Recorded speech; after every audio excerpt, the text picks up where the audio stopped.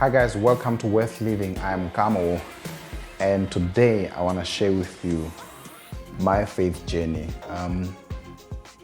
So when I finished my studies at university, I was lucky to get a job at it's a media company. So we was an advertising agency, right? So it was based in Randburg. So it was a dream come true because I had just finished my studies, and obviously didn't have a lot of experience. So I was quite lucky to get that job. This was what 2011. So I lived in Ramsey and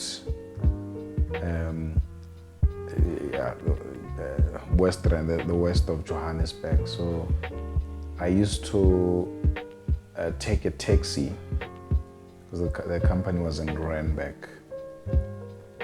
So how I got the job, I guess I saw then there was a website called Career Pool, I believe, Career Pool or PNet.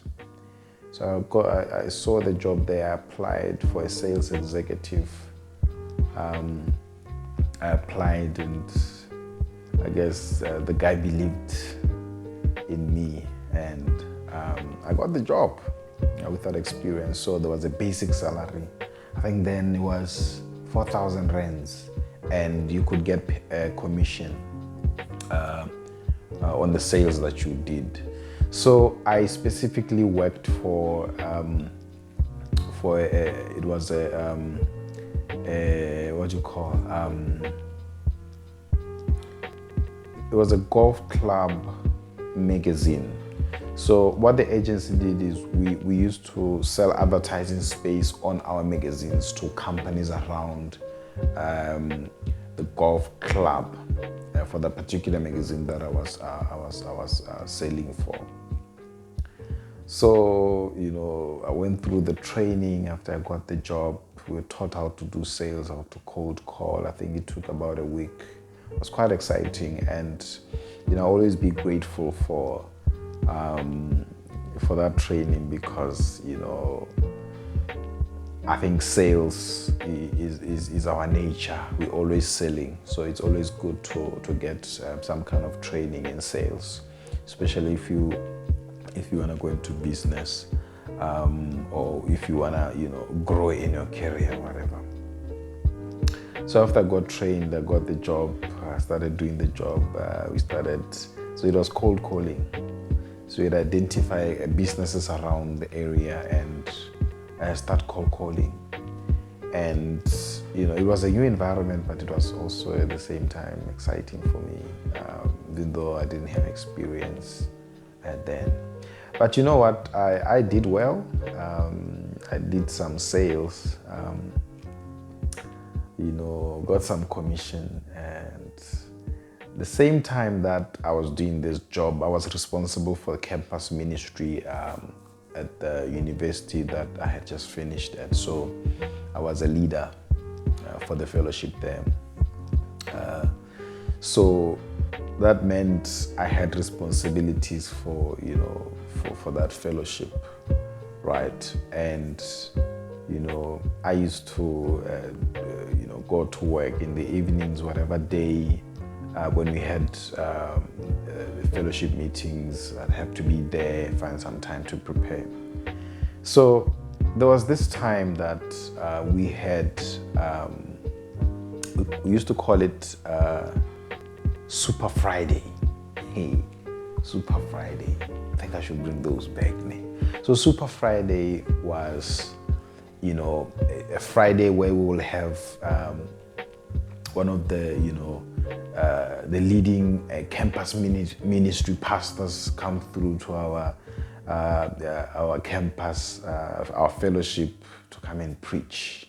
So it was kind of a big event or fellowship for us. I remember then was probably Pastor Kinelwe. It was always exciting especially to prepare and be there for the Super Friday, right? So now, because I had started this job, I sort of had to divide my time between my work and the fellowship, right? Because we still had some stuff we still had to meet. We still had to, especially for the Super Friday, we had to organize.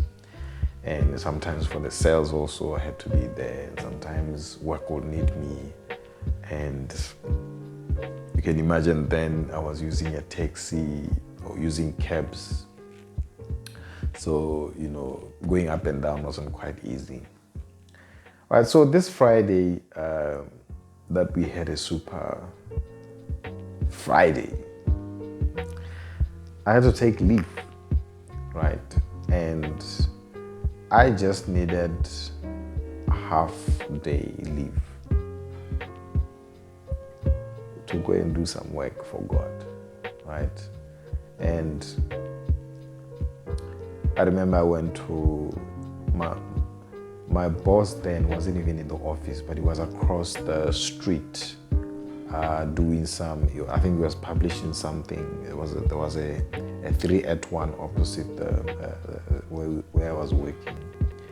So I went to him. I called him. I guess he told me he was there. I went to him and told him, tomorrow I want to take leave because we have this. I have this thing that I have to go for. Right, I really need to be there. And I had not reached my targets for that week. So he wasn't quite keen to let me go for the half day, even though I was entitled to the leave. So I tried to negotiate with him. No, I really need to do this. And, I really believed that I needed to be there as well. It wasn't something I could get to later, because I believe Super Fridays, usually our services would start around 5 p.m. So I needed some few hours before to go and make sure that everything is going well, everything has been arranged well. Hey, so this man doesn't want to, I remember his name was Sean Press. Sean Press. He didn't want to give me leave. So he kind of agreed, and he said something to me. He felt I wasn't serious, to be asking leave during crunch time, where we needed to close the week with sales. So he said I could go, but I might be out of the company in a very short time if I go for the leave, but I can go. So it was important for me. I left. I went and took my half day the following day. And I went, and the following week I came on a Monday, continued working, and everything was just normal. So, and the Tuesday also I came and worked. And the Wednesday, I was called to the boardroom, and it was him, the managing director, and I think she was a finance lady, and I believe my immediate supervisor or whatever. It was just two of them. And when I got to the boardroom, I was fired. I was fired, and I was sort of expecting it. They said, "We're letting you go." Letting me go. And Sean said to me, "Remember what I said last week?" And I think it was. I felt like it was something they were always thinking about doing, but probably He didn't know, how to get it done without hurting me. So that was an opportunity for them when I asked for leave, to say we will hang on to this and send him away. So I was let go and paid. But God being God, I left, but I immediately got another job not long after that. And the job that I got then was still around sales, but I needed to drive around to see clients, right? So I needed a car. I didn't have a car. So I came back home and borrowed a car from my parents, and I went with it to South Africa. Hey, yeah, exciting times. So I worked, and life continued. But it was quite interesting that I think we usually people leave work because contractors ended, or you'd hear that people who get fired really are people in top positions. I wasn't in the top position, but I got fired, and I still tell people today that, hey, I did get fired. It was quite good to get that. I'll never outshine the master, if I can call it, ever before, because I think he felt that I wasn't putting in the weight, to make sure that we succeed as a team. But anyway, glory be to God, I'm here. Since that day, I got fired. God has been good to me. The job that I have now, I probably wouldn't be having it. I've been now at the same company since 2014. Yeah, 2014. I had some odd jobs after I got fired. I think 2011, 12, 13, then I came back home. So it's like one thing led to another, all those odd jobs I did, they got me where I am now. And I'm grateful for that. I'm forever grateful for the job I have now. Because God was always leading, and I believe He's the provider, He's the giver. My life is in His hands,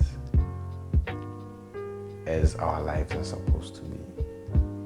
So that is my testimony. I got fired, but it was for greater things to come. So do not be dismayed when your tender is rejected, when your job interview feedback comes negative, when you get fired. Don't be dismayed. All these things are steps. They are always steps taking you to another level. Don't see them as something that pulls you back. They are steps that prepare you for other levels. Nothing is a coincidence. Nothing that the devil does in your life remains forever, because God is in charge. God is in charge. He will always be God. So thank you so much for spending time with me. Let me know your testimonies. If you've ever been fired, how much you enjoyed it. But otherwise, thank you, people of God. God bless you. Bye.